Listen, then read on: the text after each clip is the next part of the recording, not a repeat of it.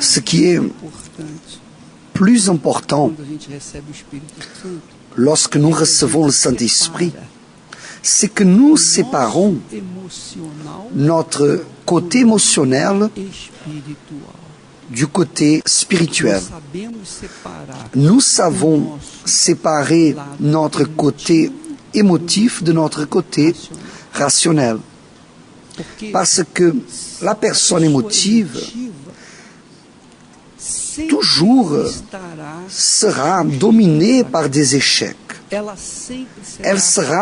Sa vie sera toujours un échec. La timidité, des traumatismes du passé et des choses comme ça. Voyez par exemple comme Esther a parlé ici sur l'amour. Lorsque la personne est émotive, elle ne pense qu'à elle. Elle est égoïste, égocentrique. Elle pense que amour, c'est tendresse, c'est cette relation physique, charnelle.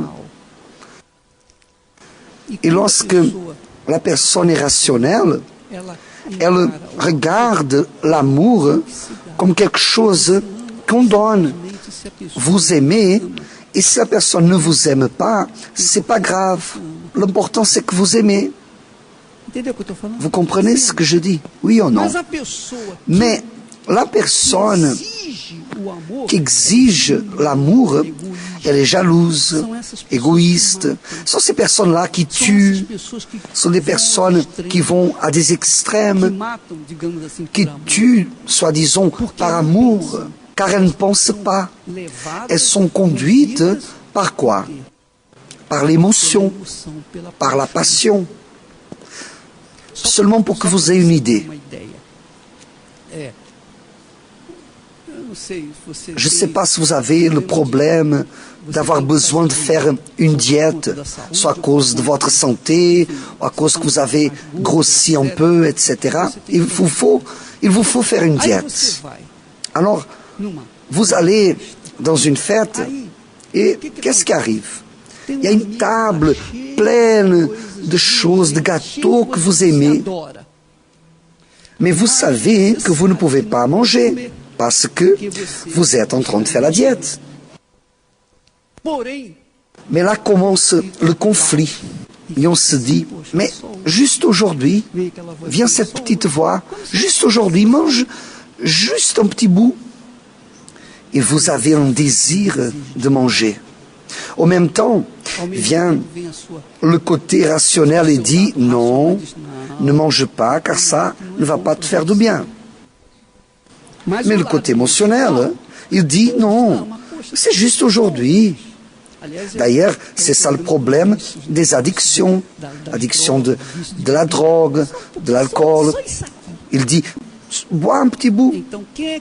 Qui triomphe dans cette guerre?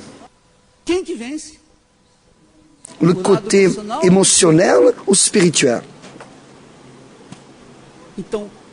Alors, en d'autres mots, le côté émotionnel nous mène à la destruction, à l'échec. Ah, j'aime, je suis amoureux d'elle et elle me méprise.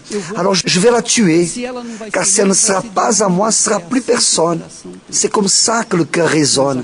Mais la raison pense autrement. Lorsque la personne reçoit le Saint-Esprit, elle a le discernement pour vaincre la perle émotionnelle.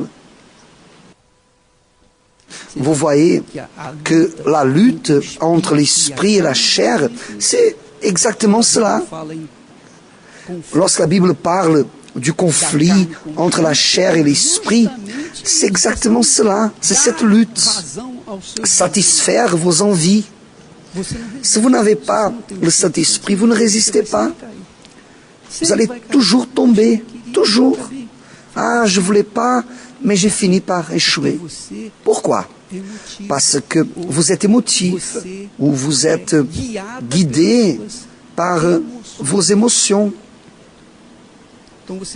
Alors vous pouvez dire, je crois en Jésus, je vais à l'église, mais si vous ne recevez pas le Saint-Esprit, vous êtes un perdant. Vous allez toujours tomber, vous allez toujours pécher, vous allez toujours tomber en tentation. Il n'y a rien à faire. Vous pouvez être sûr que vous allez tomber en tentation. Je doute que vous résistez. Pourquoi? Parce que votre côté émotif, émotionnel, est lui qui domine dans votre vie. Et c'est uniquement lorsqu'on reçoit le Saint-Esprit qu'on est fort pour résister le petit gâteau, pour résister à la tentation, on est fort pour résister au monde et il nous rend une personne victorieuse. Vous me comprenez? Alors le Saint-Esprit, c'est pas une question optionnelle. Ah, je veux être plus spirituel. Non, c'est une question de survie. C'est cela que vous devez comprendre.